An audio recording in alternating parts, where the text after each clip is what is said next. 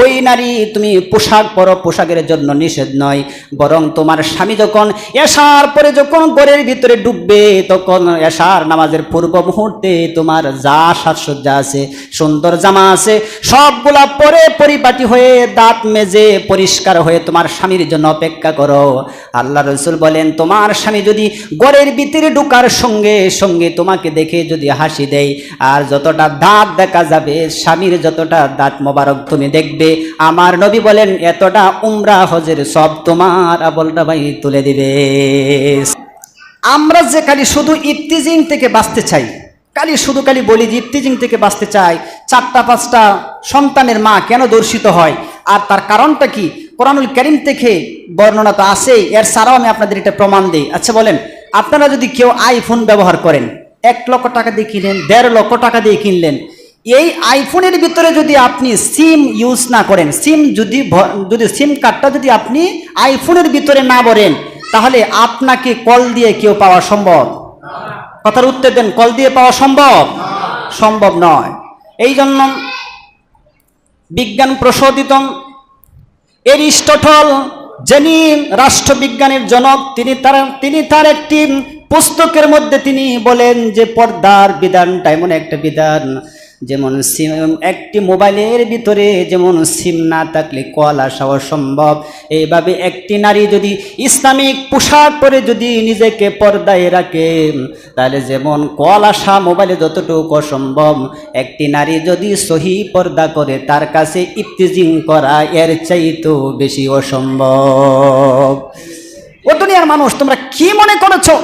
আর আমরা এখন যে পরিস্থিতির মধ্যে আছি, যে সময় আছি, মহিলারা আমরা জানি বুকরা হচ্ছে পর্দার একটি অংশ, কিন্তু কেমন বুকরা পড়তে হবে এটা কি আপনি জানেন? আপনার ওয়াইফ, আপনার বোনকে এবং আপনার পরিবার সদস্য যারা আছে, এদেরকে আপনি যে বুকরা পরাইতেছেন, এই বুকরার জন্য আপনার জাহান্নাম ওয়াজিব হইতেছে। জাহান্নাম আপনার জন্য ওয়াজিব হচ্ছে, কারণ এই বুকরা বর্তমান সমাজে যে বুকরা মহিলারা পড়ছে, এই বুকরা পর্দার কোনো বুকরা নয়, বরং এটাই হচ্ছে যে শয়তানের প্র্যাকটিক্যাল সবচেয়ে বড় জাল। আপনি দেখবেন যেই নারীটাকে বুকরা ছাড়া আপনার পছন্দ হয় না, কিন্তু বর্তমান সময়ে বুকরা পড়লে পরে দেও বৃদ্ধ পুরুষও তার প্রতি আকর্ষণ হয় কি হয় না? এটা বুকরার গুণ। কিন্তু বুকরাটা তো এমন ছিল না, বুকরার পোশাকটা এমন ছিল না। কোরআন বলছে, কোরআনুল কারীম আল্লাহ তাআলা নবী মুহাম্মদ সাল্লাল্লাহু আলাইহি ওয়াসাল্লামকে শোনায় দিলেন। আল্লাহ তাআলা বলেন, ইয়া বানি আদম ক্বাদ আনজালনা আলাইকুম লিবাসান ইউওয়ারি সাওআতিকুম ওয়ারিশান ওয়া লিবাসুত তাকওয়া। আমার আল্লাহ তাআলা কোরআনুল কারীমে নবী মুহাম্মদ সাল্লাল্লাহু আলাইহি ওয়াসাল্লামকে শোনায় দিলেন, নবী আপনি জানায় দেন, আদম সন্তানের জন্য আমার আল্লাহ তাআলা পোশাক কোনো মানুষে বানায় নাই, বরং আদম সন্তানের সৌন্দর্য ঢাকার জন্যে আমি আল্লাহ তাআলা লিবাসান, পোশাক আমি আল্লাহ তৈরি করেছি। সুবহানাল্লাহ, এই পোশাক তৈরি করেছি। তবে এই পোশাকের ভিতরে সবচাইতে উত্তম পোশাকের নাম হলো লিবাসুত তাকওয়া, তাকওয়ার পোশাক। এবার তাকওয়ার পোশাকটা কি আপনি কি জানেন? একটা নারী যখন জাহান্নামে যাবে, যদিও আজকে আলোচনাটা ঠান্ডা মাথা বুঝতে হবে, একটা নারী যখন জাহান্নামে যাবে, মনে করেন আপনার ওয়াইফ জাহান্নামে যাচ্ছে, আপনার বোন জাহান্নামে যাচ্ছে, তখন হাদিসের ভাষ্য হচ্ছে একটা নারী জাহান্নামে গেলে 4টা পুরুষকে নিয়ে যাবে। কয়টা পুরুষ? আওয়াজ করে বলেন, কয়টা পুরুষ জাহান্নামে যাবে? আমরা মনে করি যে নারী দায়ুস হয়, বরং না, হাদিসের ভাষ্যটা এমন নয়। নারী দায়ুস হতে পারে না, বরং দায়ুস তো হলো 4 প্রকার পুরুষকে রাসূল দায়ুস বলেছেন। কারণ হলো একটা নারী যখন জাহান্নামে যাবে, আল্লাহ তাআলা সঙ্গে সঙ্গে 4টা পুরুষকেও জাহান্নামে ঢুকাইয়া দিবেন। 1 নাম্বার পুরুষ হলো তার বাবা। যেই বাবা, যেই মহিলার জন্য, যেই নারীর জন্য, যেই সন্তানের জন্য হৃদয়ে রিংরানো কলিজা ছিদ্র করা ঘাম স্বর্ণ টাকা দিয়ে সন্তানকে মানুষ করেছে, আর ওই মহিলা বেপরদা থাকার কারণে সর্বপ্রথম মহিলা জাহান্নামে গেলে তার বাবাকে নিয়ে জাহান্নামে ঢুকবে। 2 নাম্বার হলো তার আপন বড় ভাইকে নিয়ে জাহান্নামে ঢুকবেন। 3 নাম্বার হলো তার স্বামীকে নিয়ে জাহান্নামে ঢুকবেন। 4 নাম্বার ওই পুরুষকে নিয়ে ঢুকবে যেই পুরুষ তার পরিবারের মধ্যে সন্তানদের মধ্যে যিনি বড় হবে, যেই সন্তানটা বড় হবে, ওই সন্তানকে নিয়ে এক একটা নারী 4টা পুরুষকে নিয়ে জাহান্নামে ডুববে। এই জন্য রাসূল বলেন, শোনো শোনো, তোমরা যে মহিলাদেরকে লালন পালন করছো, তাদেরকে 4 প্রকার পুরুষ তোমরা তাদেরকে শাসন করবে, তাদেরকে শাসনের আওতায় রাখবে। যদি রাখো তাহলে এই 4 প্রকার পুরুষ আল্লাহর তৈরি জাহান্নাম থেকে বেঁচে যাবে। 1 নাম্বার পুরুষ, তুমি বাবা, যিনি বাবা হয়েছে মহিলার, খুব সাবধান, খুব সাবধান, তোমার মেয়ের জন্য তুমি জাহান্নামে যাবা। তুমি নামাজ পড়তে পড়তে তোমার কপালের মধ্যে শিল লাগিয়ে ফেলেছ, তুমি হজ করেছো, উমরা করেছো, কিন্তু নিজের পরিবার ঠিক করতে পারো না, অসম্ভব জাহান্নামে যাওয়া। সুয়ের ছিদ্র দিয়ে যেমন হাতি ঢুকতে পারে না, এমন ভাবে তোমার পরিবার পরিদস্ত যারা আছে তাদেরকে জাহান্নাম থেকে না বাঁচালে তুমিও জান্নাতে যাওয়া এর চাইতে বেশি কঠিন হয়ে যাবে। এই জন্য আমাদের উচিত হচ্ছে আমাদের মা বোনকা, শোনেন, মহিলারা কিন্তু এমনি পুরুষদেরকে মানতে বাধ্য। আমরা মহিলারা সমাজে যে খারাপ হইতেছি, এটা আমি মনে করি পুরুষেরই দোষ। আপনি যদি আপনার মেয়েটা সকালে কোথায় যাচ্ছে, কলেজ বন্ধ, স্কুল বন্ধ, কিন্তু মেয়েটা কোথায় যাচ্ছে যদি আপনি খবর নিতেন, তাহলে এই মেয়েটাকে খারাপ হতো? কি কথা বলছেন না, খারাপ হতো? যদি আপনার মেয়েটাকে যদি ফজরের সময় যদি নামাজ পড়াতেন, ডাক দিয়ে ঘুম থেকে তুলতেন, 5 ওয়াক্ত নামাজ পড়াতেন, কোরআনের বইগুলা কিছু বই যদি ইসলামিক বই যদি ঘরের ভিতর রাখতেন, মেয়েকে পড়তে দিতেন, ওই মেয়ে কি খারাপ হতো? বরং খারাপ হতো না। বরং এগুলা ছিল আমাদের মুসলিম আভিজাত্যের প্রতীক, কিন্তু এগুলাকে আমরা ভুলে গিয়ে কি করছি, আমরা দিয়ে দিয়েছি একটা অবিবাহিত মেয়ের হাতে একটা স্মার্টফোন। আর এই স্মার্টফোনের টাকার কারণে আর এই স্মার্টফোনের বরকতে আজকে এই পৃথিবীতে অসংখ্য ইফতিজিং এবং হাজার হাজার ডিভোর্স আজকে বাংলাদেশে ঘটছে। কথা বলেন ঠিক কিনা? কোরআন বলছে, কোরআনুল কারীমে আল্লাহ রাব্বুল আলামিন নবী মুহাম্মদ সাল্লাল্লাহু আলাইহি ওয়াসাল্লামকে আল্লাহ তাআলা ওই পুরানা জিনিসগুলা আমরা আপনাকে আবারও শোনায় দিচ্ছি। আল্লাহ তাআলা কোরআনুল কারীমে বলেন, ওয়া কারনা ফি বুয়ুতিকুন্না ওয়া লা তাবাররাজনা তাবাররাজাল জাহিলিয়াতিল উলা। আল্লাহ তাআলা নবী মুহাম্মদকে শোনায় দিলেন, নবী জানায় দেন, এমন একটা সময় এই পৃথিবীতে ছিল যে মহিলাদের পাশার কারণে আমি আল্লাহ তাআলা, এমন একটা জাতি ছিল যে জাতিকে আমি আল্লাহ তাআলা জমিনটাকে উল্টায়া দিয়া পিছনের দিকে আমি ফেলে দিয়েছি। কিন্তু দুনিয়ার মানুষ জেনে রাখো, ওই মহিলা আজও আছে, তারা ফিতনার মধ্যে থাকবে। কিন্তু জেনে রাখো যুবক, এই 4 প্রকার পুরুষ কান কারা করে শোনো, বরং তোমরাও যদি দুনিয়া এবং আখিরাতের গজব থেকে বাঁচতে চাও, তাহলে বলো তোমাদের মা বোনদেরকে নিজ দায়িত্বে হেফাজত করার দরকার আছে না নাই? কথা বলেন, আছে না নাই? আপনার মেয়েটা কোথায় যাচ্ছে? আপনার ভাইকে বিবাহ করেছেন, বউ বাড়িতে আছে, স্বামী বিদেশ আছে, সে কোথায় যাচ্ছে?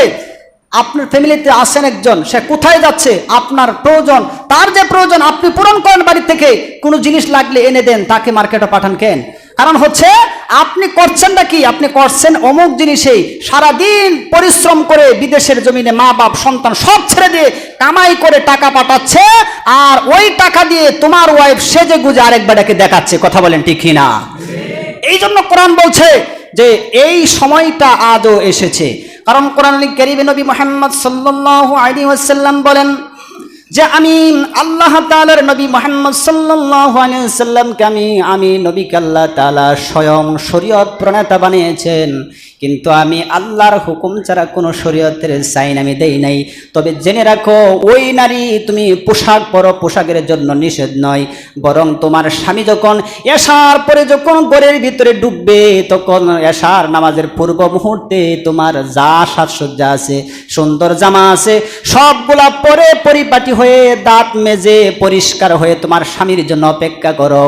আল্লাহ রাসূল বলেন, তোমার স্বামী যদি ঘরের ভিতরে ঢোকার সঙ্গে সঙ্গে তোমাকে দেখে যদি হাসি দেয়, আর যতটা দাঁত দেখা যাবে, স্বামীর যতটা দাঁত মোবারক তুমি দেখবে, আমার নবী বলেন এতটা উমরা হজের সব তোমার আবলটা ভাই তুলে দিবে।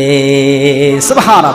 কিন্তু দুনিয়ার নারীরা শুনে রাখো, আর আজকে কি হচ্ছে, তোমার স্বামীকে তুমি কিছুই মনে করো না, ডো নট কেয়ার, স্বামীকে কোনো কিছু মনে করছো না। যখন ব্যাংকে থেকে টাকা তুলতে যাও, শাড়ি গয়না হাতের মধ্যে স্বর্ণ অলংকার পরে তুমি যাচ্ছ মানুষ দেখাবার জন্যে, আর রাত্রে যখন স্বামীর সাথে একই বিছনায় ঘুমাতে যাবে তখন সারা দিনের পরিশ্রমের ক্লান্ত শ্রান্ত শরীরের গাম সহকারে স্বামীর সাথে শুয়ে থাকে এমন মহিলা আছে না নাই? কিন্তু উচিত কি ছিল? উচিত ছিল স্বামীকে আনন্দ দেওয়া। এই মেয়ে, আপনারা যারা টাকা আছে, আমাদের ধনী মানুষ, টাকা থাকলে আমরা হজ করতে যাই।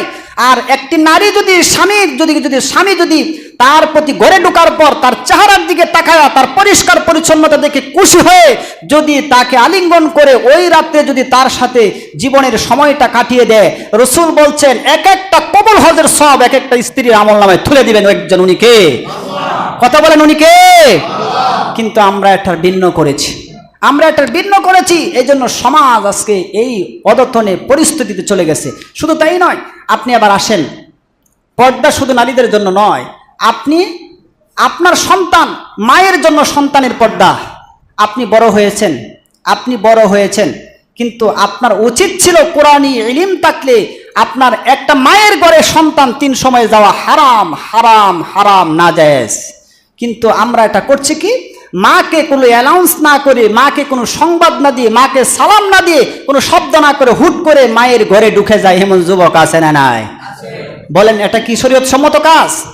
এটা পর্দার অন্তর্ভুক্ত। কোরআন বলছে, আল্লাহ তাআলা নবী মুহাম্মদ সাল্লাল্লাহু আলাইহি ওয়াসাল্লামকে আল্লাহ তাআলা জানিয়ে দিলেন, ইয়া আইয়ুহাল্লাযীনা আমানু লা তাদখুলু বুয়ুতান গায়রা বুয়ুতিকুম হাত্তা তা'তানিসু ওয়া তুসাল্লিমু আলা আহলিহা যালিকুম খায়রুল লাকুম লাআল্লাকুম তাযাক্কারুন।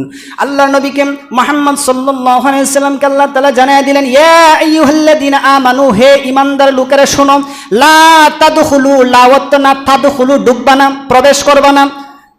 বলতেছেন কে?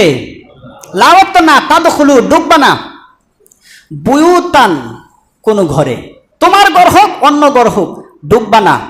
নিষেধ করছেন কতক্ষণ? হাত্তা তাস্তানিসু ওয়া তুসাল্লিমু, যতক্ষণ না পর্যন্ত তুমি সালাম দিবে, এই সালামের জবাব ভিতর থেকে না আসবে ততক্ষণ পর্যন্ত ঘরে ঢুকতে নিষেধ করেছেন একজন। উনি কে?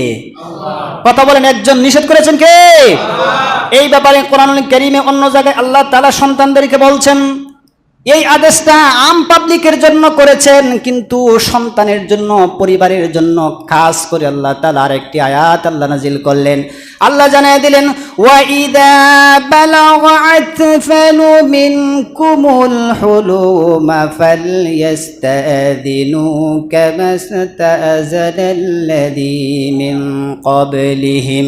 আল্লাহ তাআলা নবী মুহাম্মদ সাল্লাল্লাহু আলাইহি ওয়াসাল্লামকে জানিয়ে দিলেন, সন্তান যখন নাবালক থেকে সাবালকে যখন রূপান্তরিত হয়ে যাও, ও দুনিয়ার মানুষ শুনে রাখো, তখন তুমি তোমার মায়ের ঘরে গেলেও তোমার ওই মানুষের মতো সালামের জবাব পাওয়ার পরে মায়ের ঘরে ঢুকবে। হুকুম করেছেন কে? কিন্তু আজকে আমরা সময়টা কোথায় নিচ্ছি?